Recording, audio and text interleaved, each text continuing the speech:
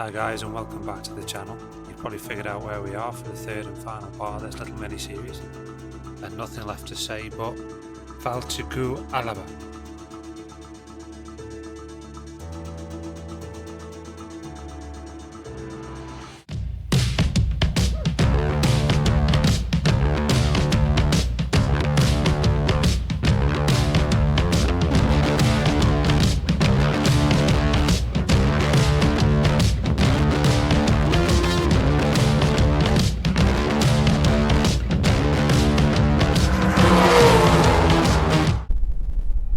Yeah, so hopefully my pronunciation wasn't too far off the mark. Welcome to Scotland. Unfortunately for this one we were down to 5 trucks. Barry and his little Suzuki Jimny had to go home for work commitments. One of them things unfortunately you can't get round. Steve was also nursing a dodgy gearbox issue. And yours truly had developed a funny noise as well. But we'd made it. We'd made it all the way up to Scotland. Almost 300 miles of driving just to get to the start at Andy's. Over 200 miles of laning before getting here. This is Scotland. Can't wait for this. I'll just put a little perspective into where we actually are at the moment. Just to get to the start of this lane is a 7-mile dead-end road through some spectacular scenery. And it just absolutely feels like you're in the middle of nowhere. There's the odd farm at the start, but that's about it. There's nothing. Just emptiness.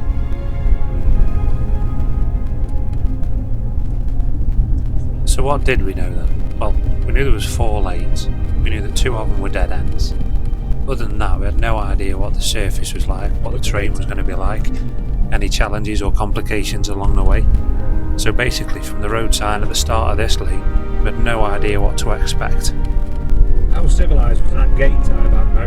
That little cup at the bottom for all the gate, brilliant. That's possibly the best gate organised we've seen so far.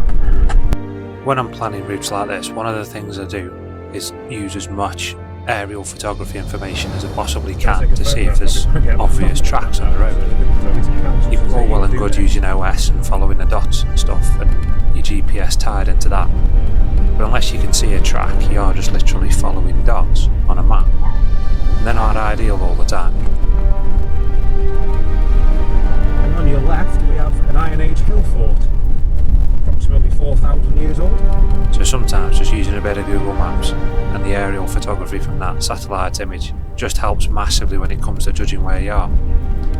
As a result of that, using those OS maps and the Google Maps and all the other bits and pieces, the one thing I did notice was the massive amount of prehistoric earthworks and Roman encampments and stuff like that was along this track. So not only was it an unknown journey, but also it was going through some massively important historical areas. So why not have a look at them while we're here? So every now and then you need to stop and just take in where you are, have a look at your surroundings, and then you get views like this.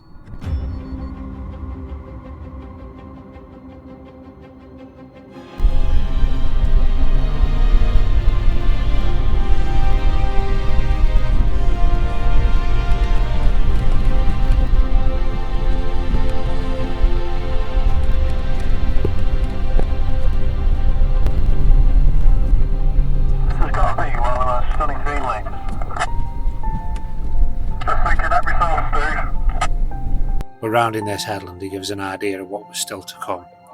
This track just disappears off into the distance, and those hills right in front of us, that's where we're going.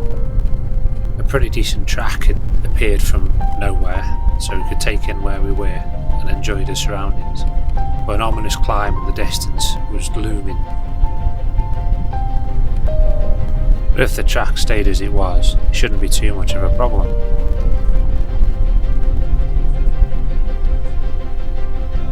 Cheers, thank you. But the track didn't stay as it was. It decided it was going to disappear. So it disappeared and the rain decided to show up. Makes this climb even harder. And the cameras do not do it justice at all on how steep this actually was. What you need to be on there is half-worn ATs. Not very good in the mud. I had hoped to have a new set of tyres fitted for this trip. But no, they weren't going to be in stock or able to be fitted before this, and there was no way I was missing out on it. So this whole trip has been done on a set of old ATs, done near 30,000 miles on them. But they did the job.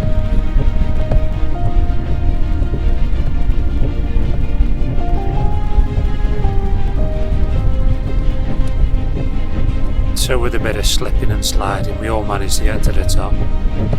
Wet grass, wet stones, always makes for an interesting climb. And no sooner had we got to the top, it stopped raining, the sun came out, the track got better, and the views got better with it.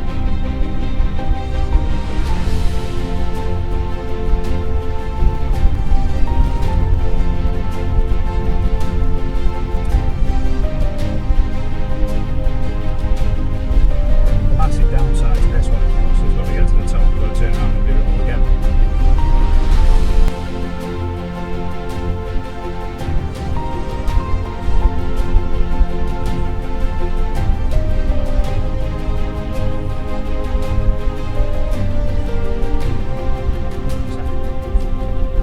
So I had another one of those look in the mirror moments just round this corner. One where you look in the mirror, realise where you are and how amazing this place is.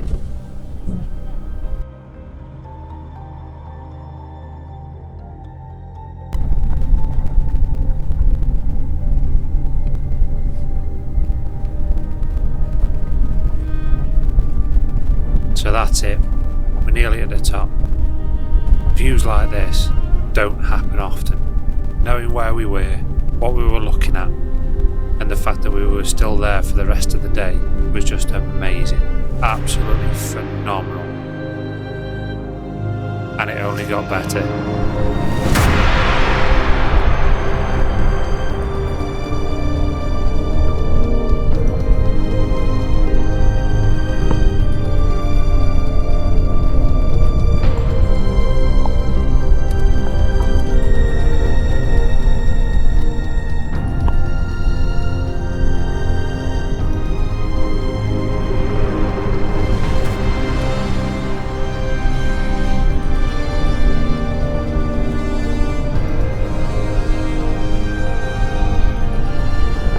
All the way up this first lane, we've been going uphill from pretty much the start for over an hour trying to reach the top. And then you turn around at the top, with this one being a dead end, and then you have views like that all the way back. It was amazing. Absolutely can't stress enough how much of an epic view this was. No camera will ever pick up how much of an impact that view had on us all. Are you alright with that gate, Mo? Yeah, hold on. In order to keep the video inside of about 3.5 hours long, I decided I wasn't going to bother filming the next 2 lanes. A, it just means I can concentrate on enjoying what they were, and B, it gives you guys a bit of something to look forward to if you decide to try and find these lanes up in Scotland and drive them for yourselves. Safe to say though, they were amazing.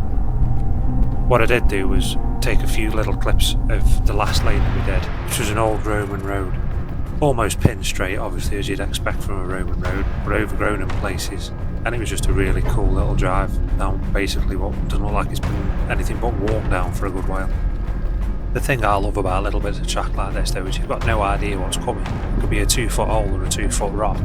You just don't know until you get there.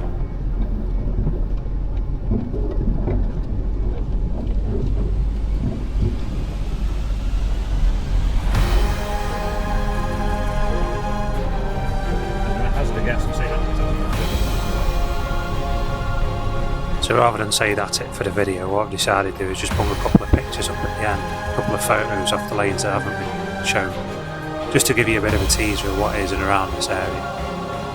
If you do decide to come up here, do respect the roads are what they are. Don't go traipsing off the moorlands and all that kind of stuff. It can be very tempting, I can imagine. But they are precious areas that need to be preserved and looked after for generations to come.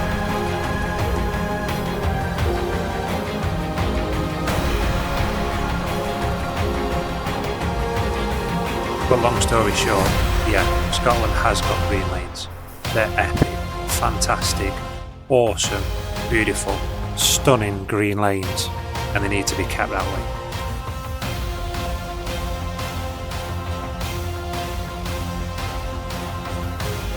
But a massive shout out to the guys who came with me: Barry, Colin, Steve, Terry, Mo, and of course Andy, the brilliant campsite course.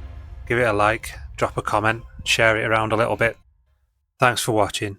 Cheers guys, see you in the next one.